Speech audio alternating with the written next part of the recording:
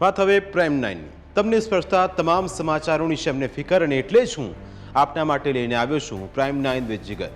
Prime 9માં આજે અમે માતા પિતાને થતી સૌથી મોટી મૂંઝવણ અને એના ઉકેલોની વિસ્તારથી વાત કરીશું.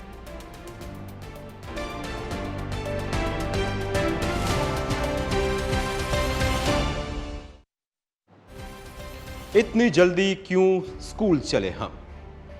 બાળકને કઈ ઉંમરે સ્કૂલમાં ભણવા મૂકવો જોઈએ? સ્કૂલોમાં એડમિશનની મોસમ બરાબર જામી ગઈ છે. 2-3 વર્ષની ઉંમરના સંતાનોના વાલીઓ એડમિશન માટે દોડાદોડ કરી રહ્યા છે. યોગાનું યોગ દેશના અનેક રાજ્યોમાં નવી રાષ્ટ્રીય શિક્ષણ નીતિ 2020 એટલે કે નેશનલ એજ્યુકેશન પોલિસી 2020નો સંપૂર્ણ અમલ આ વર્ષથી કરાશે એવી જાહેરાત કરાઈ છે. નેશનલ એજ્યુકેશન પોલિસીમાં સ્કૂલ લેવલે અત્યારની 10+2 ફોર્મ્યુલાના બદલે 5+3, 3+3, 3+4ની નવી ફોર્મ્યુલા દાખલ કરવાની છે.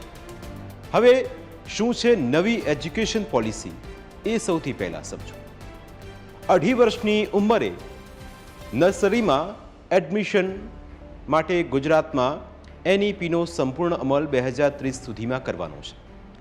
અમલની શરૂઆત 2023થી કરી દેવાઈ છે. આ વર્ષની અમલનો બીજો તબક્કો પણ શરૂ થશે. 2.5 વર્ષની ઉંમરના બાળકોને નર્સરીમાં પ્રવેશ આપવામાં આવશે. અત્યારે નેશનલ એજ્યુકેશન પોલિસીની પણ ચર્ચા ચાલી રહી છે. તેથી બાળકોને સ્કૂલો મોકલવાની યોગ્ય ઉંમર કઈ એ મુદ્દે જોરશોરથી ચર્ચા ચાલી રહી છે. આ મુદ્દે 2 અભિપ્રાય પણ છે.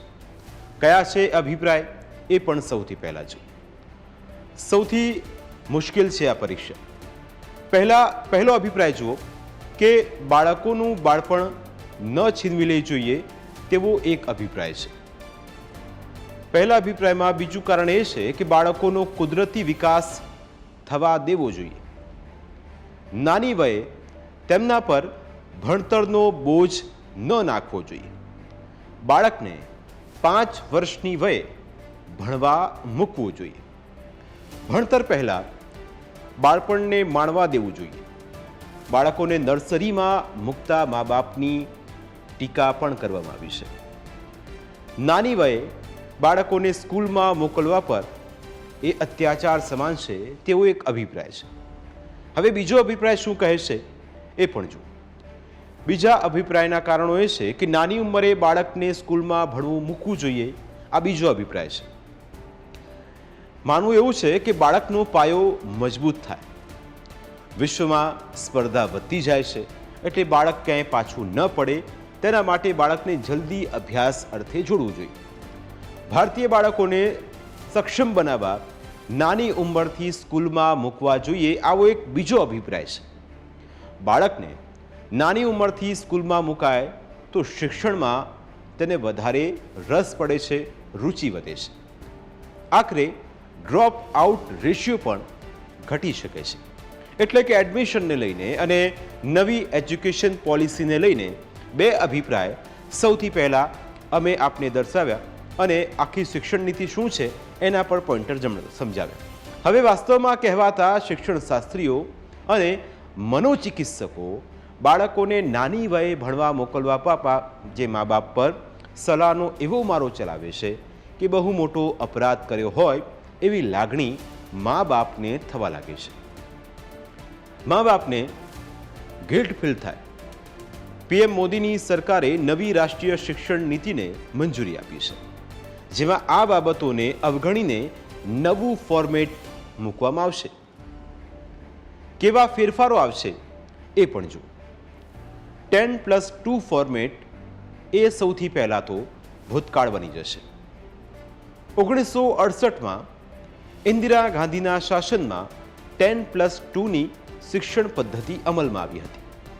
અત્યારે ધોરણ 10 સુધી પ્રાથમિક તથા માધ્યમિક શિક્ષણ એટલે કે ધોરણ 11 અને ધોરણ 12માં ઉચ્ચતર માધ્યમિક શિક્ષણ આપવામાં આવે છે. હવે નવી શિક્ષણ નીતિમાં આ ફોર્મેટમાં બદલાવ આવશે, એટલે કે શાળાના અભ્યાસક્રમમાં સુધારા સાથે 5+3, 3+3, 3+4નું નવું ફોર્મેટ અમલમાં આવશે, એટલે કે શાળાકીય શિક્ષણ 15 વર્ષનું થઈ જશે. અત્યારે બાળકને 5 વર્ષની વય પછી સ્કૂલમાં મોકલવાનો નિયમ છે. 3 વર્ષની વયથી બાળકને ભણવા મોકલવાની પદ્ધતિ અત્યારે અમલમાં છે. હવે મોટાભાગના લોકો 5+3, 3+3, 3+4ના નવા ફોર્મેટને પહેલાંના મેટ્રિક અને પછી પ્રી સાયન્સ કે પ્રી આર્ટ્સને સમકક્ષ માને છે, પણ એમ નથી. આ નવું ફોર્મેટ માત્ર ને માત્ર સ્કૂલ માટે છે. કેવી રીતે સ્કૂલ માટે છે એ પણ અમે આપને સમજાવીએ, જેનાથી આપને વિગતે તેનો ખ્યાલ આવશે કે આખરે આ શિક્ષણ નીતિ શું કહેવા માગે છે. સમજીએ કે કેવું છે આખું આ નવું માળખું. જો આપનું સંતાન 3 વર્ષનું છે, એટલે કે બાળક 3 વર્ષની વયે સ્કૂલમાં દાખલ થાય એ પહેલાં 5 વર્ષ ફાઉન્ડેશન સ્ટેજમાં ભણશે. અત્યારે પ્રી પ્રાઇમરીના 3 વર્ષ પછી ધોરણ 2 સુધી ભણવાનું એક અત્યારે ચાલી રહ્યું છે. લેટર પ્રાઇમરીમાં ધોરણ 3 થી ધોરણ 5 માનવામાં આવે છે. અપર પ્રાઇમરીમાં ધોરણ 6 થી ધોરણ 8 ગણવામાં આવે છે. છેલ્લા 4 વર્ષમાં સેકન્ડરી સ્ટેજ. ગુજરાતમાં માધ્યમિક શિક્ષણમાં સરકારી સ્કૂલો ઓછી છે અને આ પણ એક વાસ્તવિકતા છે. સરકારી ગ્રાન્ટ મેળવતી સ્કૂલો મોટી સંખ્યામાં છે, એટલે તમામ સ્કૂલો ગુજરાત બોર્ડ સાથે જોડાયેલી છે. ગ્રામીણ વિસ્તારમાં શિક્ષણ ગ્રાન્ટેડ સ્કૂલો દ્વારા જ આપવામાં આવે છે.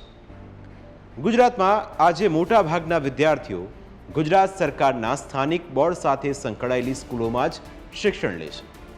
ગુજરાતમાં મોટાભાગની ગ્રાન્ટેડ સ્કૂલો ધોરણ 5થી શિક્ષણ આપે છે. તેથી પ્રાથમિક શિક્ષણ મહદ અંશે સરકારી સ્કૂલોમાં અપાય છે. નવી નીતિના કારણે સરકારી સ્કૂલોમાં પણ નર્સરી, જુનિયર કેજી અને સિનિયર કેજી આવી જશે. આમ તો ખાનગી સ્કૂલોમાં પોતાના સંતાનોને ભણાવતા લોકો અત્યારે આ મોડલને અનુસરે છે. અત્યારની પદ્ધતિ શું છે એ પણ એકવાર સમજી લઈએ, જેથી વિગતે આપને ખ્યાલ આવશે. અત્યારે પણ ખાનગી સ્કૂલોમાં નર્સરીમાં એડમિશન આપવામાં આવે છે, જેના પછી જુનિયર કેજી અને પછી સિનિયર કેજીમાં બાળક ભણે છે. નર્સરી, જુનિયર કેજી કે સિનિયર કેજીમાં પરીક્ષા નથી હોતી. 3 વર્ષ પૂર્યા કર્યા પછી બાળકને પહેલા ધોરણમાં પ્રવેશ આપવામાં આવે છે. સરકારી સ્કૂલોમાં નર્સરી, જુનિયર કેજી અને સિનિયર કેજી નથી, એટલે આ સંજોગોમાં કયા પ્રકારે થઈ શકે એ પણ સમજો. આગળ વધીએ અને સમજીએ કે આખો આ ફોર્મ્યુલા કયા પ્રકારનો હશે.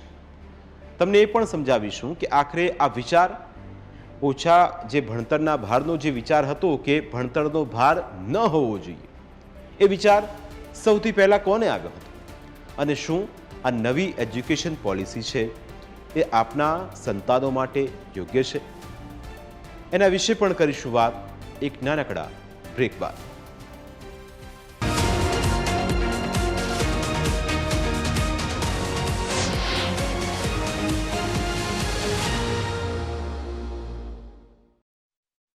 New education policy. હવે નવી પદ્ધતિની વિગતો અમે તમને વિસ્તારથી સમજાવીશું, જેથી આપને એ ખ્યાલ આવે કે NEP એટલે કે ન્યૂ એજ્યુકેશન પોલિસી શું કહે છે. નવી પદ્ધતિ પ્રમાણે નર્સરી, જુનિયર કેજી અને સિનિયર કેજી ફરજિયાત છે. સરકારી સ્કૂલોમાં નર્સરી, જુનિયર કેજી અને સિનિયર કેજી તમામ બાળકો માટે નર્સરી, જુનિયર કેજી અને સિનિયર કેજી ફરજિયાત છે. એટલે કે મા બાપે બાળકને 3 વર્ષની વયે સ્કૂલમાં મોકલવું જ પડશે. પણ નવી પદ્ધતિ અને એને એ જ પદ્ધતિને લઈને નવા સવાલ પણ છે.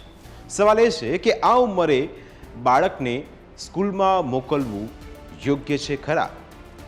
સવાલ બીજો એ છે કે 3 વર્ષના બાળકને સ્કૂલમાં મોકલવાથી તેનું બાળપણ છીનવાય નહીં જાય?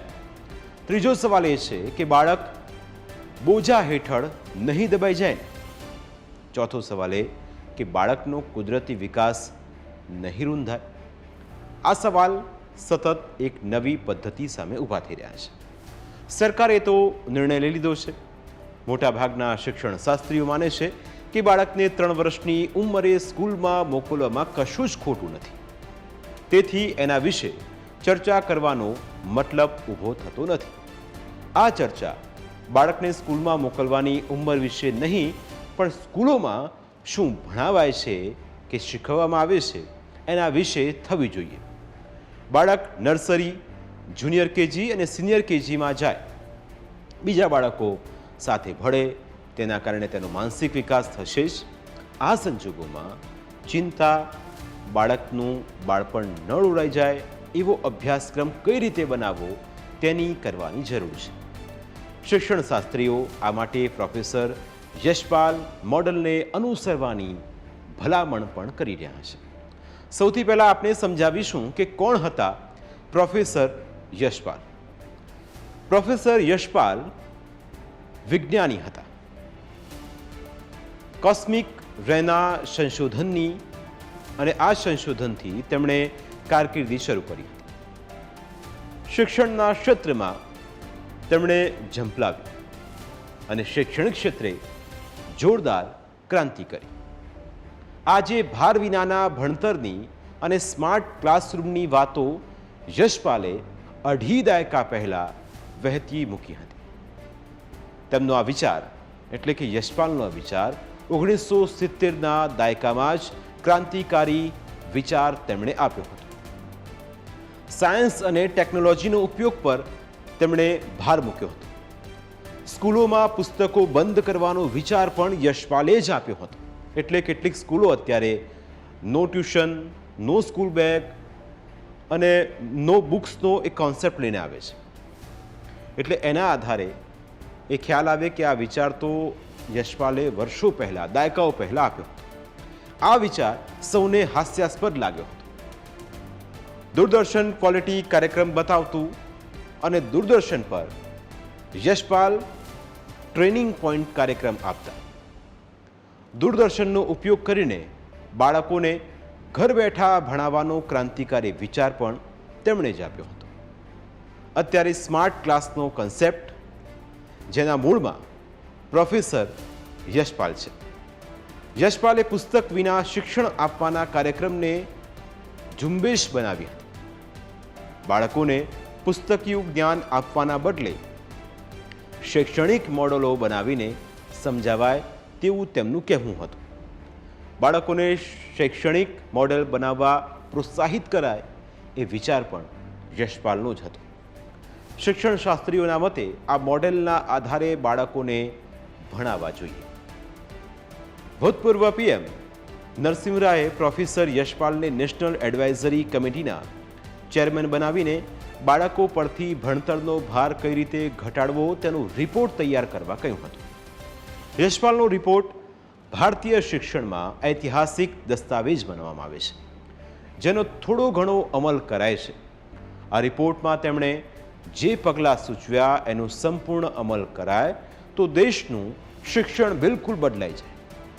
યશપાલે પોતાના વિચારોને મૂર્તિમંત કરીને વિજ્ઞાનના શિક્ષણને રસપ્રદ બનાવ્યો હતો. યશપાલે ઉચ્ચ શિક્ષણ અંગે પણ ક્રાંતિકારી ભલામણો કરી, જો કે એ રિપોર્ટનું અમલ જ થયો ન હતો. યશપાલના રિપોર્ટની ક્રાંતિકારી ભલામણો કઈ હતી એ પણ જો.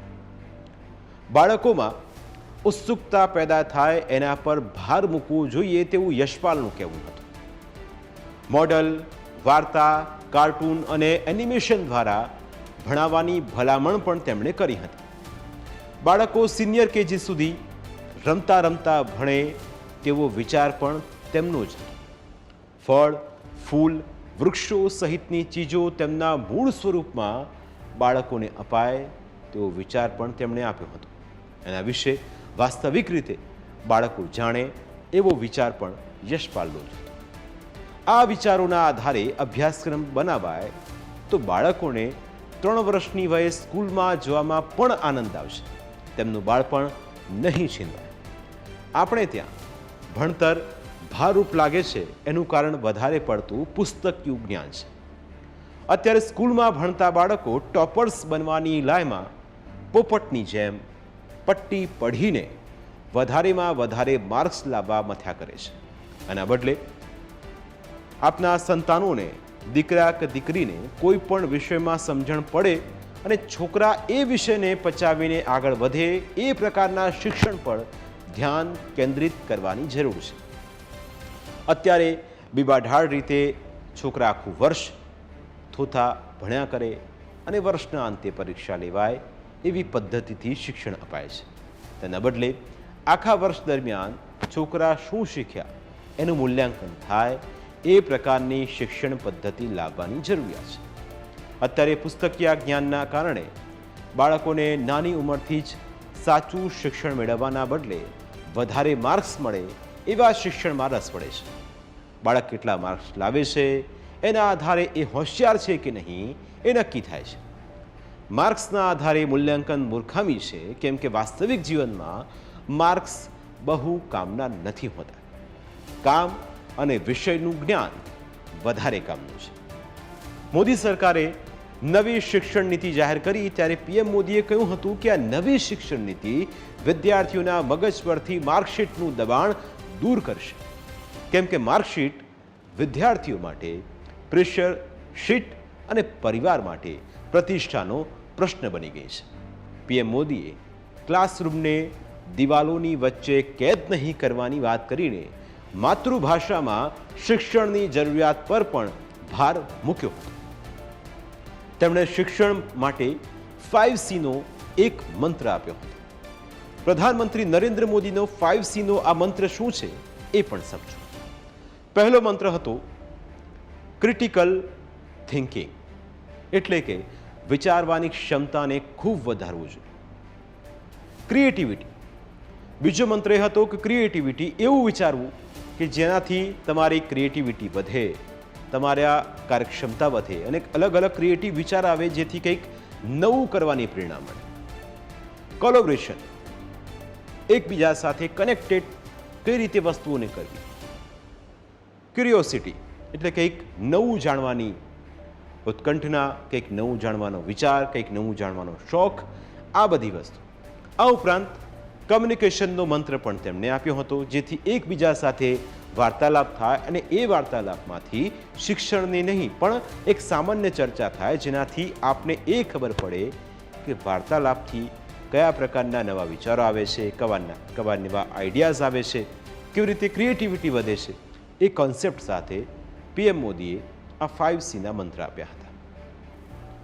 હવે આ એનઈપી એટલે કે ન્યૂ એજ્યુકેશન પોલિસીથી હવે જ્યારે અમલ થશે ત્યારે તેના ફાયદા કેટલા હશે અને એનાથી શિક્ષણનું સ્તર શું ખરેખર સુધરશે, શિક્ષણ શાસ્ત્રીઓનું આ મુદ્દે શું છે મત, એના વિશે કરીશું વાત એક નાનકડા બ્રેક બાદ.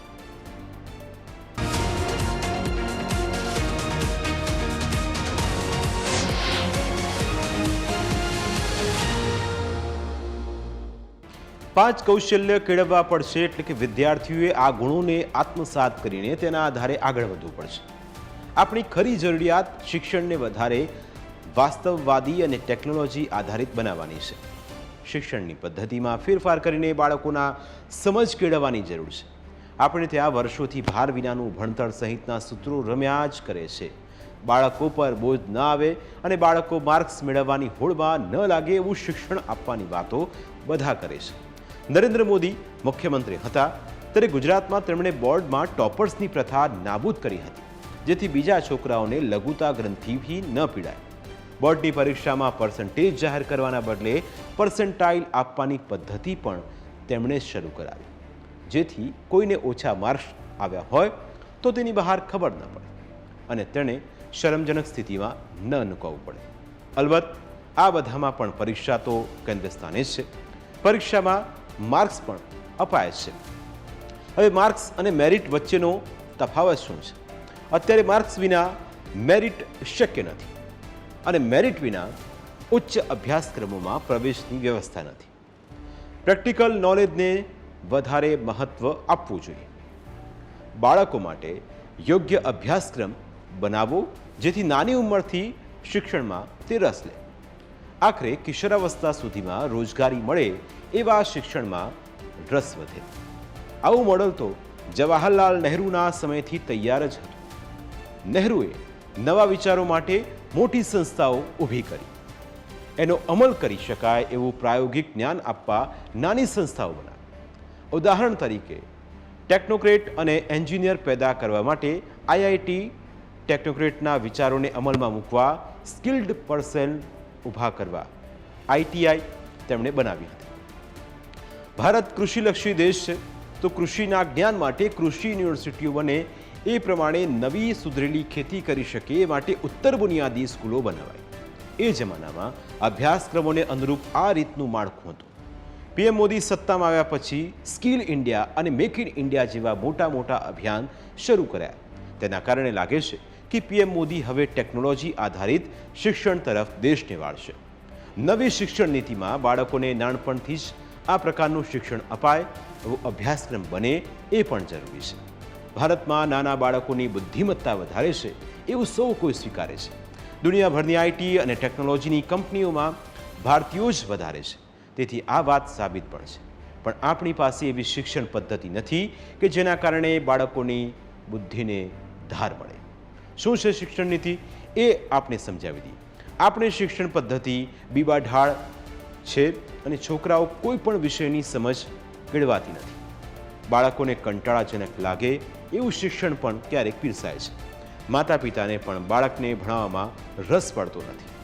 શિક્ષણ અત્યારે વેપાર બની ગયું છે. છોકરાના ભણવા પાછળ ધૂમ ખર્ચ ખાનગી સ્કૂલો દ્વારા લોકોની મજબૂરીનો ગેરલાભ મેળવાય છે. ઇન્દિરા ગાંધીએ નવી શિક્ષણ નીતિ બનાવી ત્યારે તેમની પાસે બાળકોનો પાયો મજબૂત થાય એવું કરવાની તક હતી. એ તક ઇન્દિરા ચૂકી ગયા. આપણે ત્યારે 10+2+3 શિક્ષણ વ્યવસ્થા અમલમાં છે. આ વ્યવસ્થા દેશભરમાં 1977થી અમલમાં આવી પણ તેના મૂળ કોઠારી પંચે 23 જૂન 1966ના રોજ આપેલા અહેવાલમાં છે. હવે વાતો ભૂતકાળ બની ગઈ છે. પણ હવે જો આપણે વર્તમાન અને આવનારું ભવિષ્ય સુધારવું હશે તો કંઈક તો ફેરફાર કરવા જ પડશે. ને એટલે જ શિક્ષણ અને સમયની સાથે બદલાતા શિક્ષણમાં કયા પ્રકારના ફેરફાર આવે છે એ પણ ખૂબ જરૂરી છે. કારણ કે સમયની માંગ સાથે આપણે પણ બદલવું ખૂબ જરૂરી છે. પ્રાઇમ 9માં આજે બસ આટલું જ. ફરી મળીશું એક નવા મુદ્દા સાથે. ત્યાં સુધી રજા આપશો. નમસ્કાર.